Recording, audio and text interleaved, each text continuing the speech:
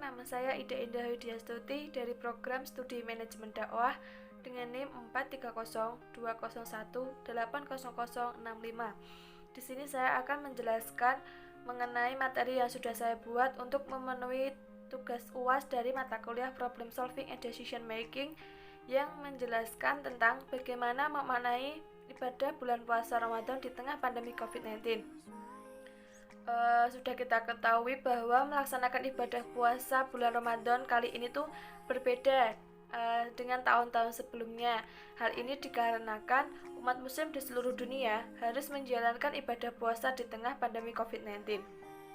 Namun, dengan segala perbedaan yang ada dalam menjalankan ibadah puasa di Ramadan tahun ini, kita dapat memaknai kehadiran bulan puasa ini sebagai anugerah dari Allah Subhanahu wa taala.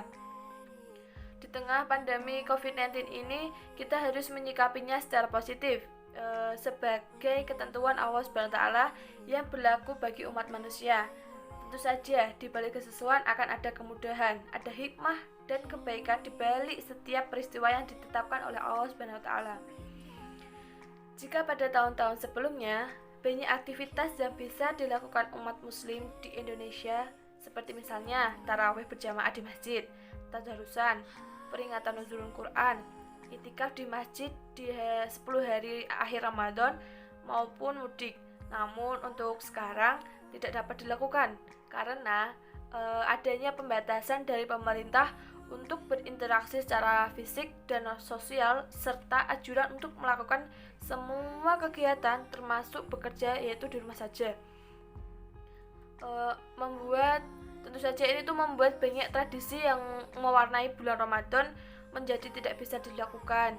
Dengan adanya aturan pelaksanaan pembatasan sosial berskala besar atau PSBB untuk menangani wabah dari COVID-19 ini, pemerintah telah mengeluarkan panduan ibadah bulan Ramadan saat pandemi.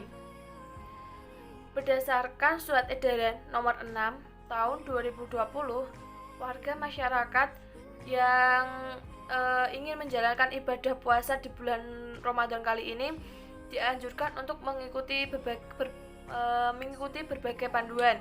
Aturan PSBB menekankan agar masyarakat tetap melakukan berbagai kegiatan di rumah saja.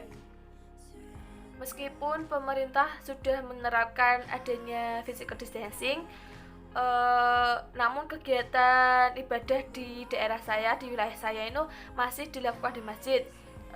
Seperti halnya sholat jamaah tarawih. Ya, walaupun jumlah jamaah yang hadir tidak sebanyak tahun-tahun sebelumnya, mungkin hanya beberapa saf saja. Namun untuk kegiatan jamaah tarawih masih diperbolehkan di desa saya.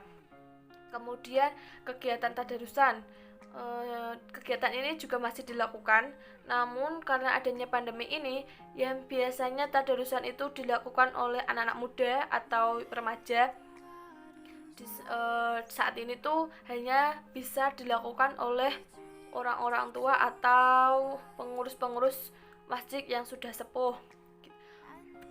Untuk kegiatan nuzulul Qur'annya di desa saya atau di daerah saya itu ditiadakan. Yang biasanya tahun-tahun kemarin kegiatan nuzulul Quran diadakan dengan pengajian di masjid dan buka bersama.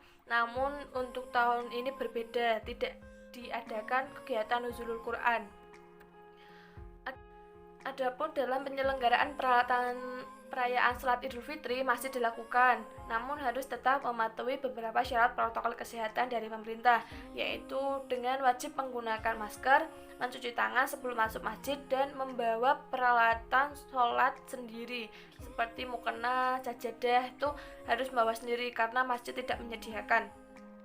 Dan sebelum sholat id dilakukan, perangkat di desa saya menjelaskan beberapa hal yang perlu dilakukan saat akan melakukan silaturahmi, yaitu wajib menggunakan masker dan setiap rumah dianjurkan untuk menyediakan tempat cuci tangan. Jadi jika ada tamu yang ingin masuk diharuskan mencuci tangan terlebih dahulu karena sudah menjadi kebiasaan jika silaturahmi itu akan berjabat tangan memohon maaf gitu.